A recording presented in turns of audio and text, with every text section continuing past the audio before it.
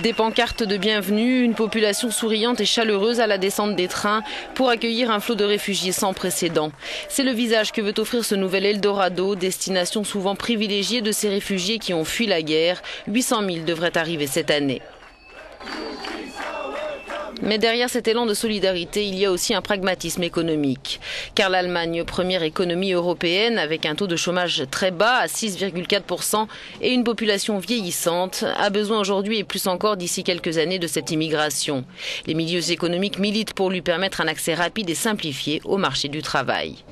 Avec 670 000 naissances par an et 870 000 décès, la population allemande ne se renouvelle pas assez vite. Avec moins de 2 enfants par femme, le taux de fertilité est l'un des plus bas en Europe.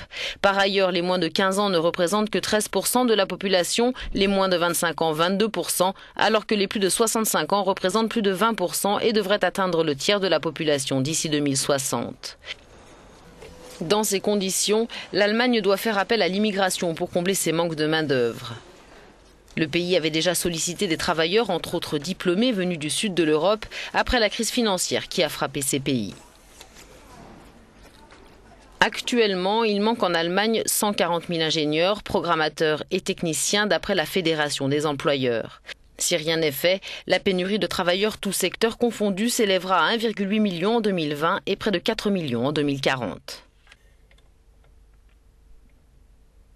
D'autres secteurs manquent aussi de main-d'œuvre, les secteurs de la santé, de l'hôtellerie, de l'artisanat, entre autres. On estime que 40 000 places d'apprentissage pourraient rester vacantes cette année.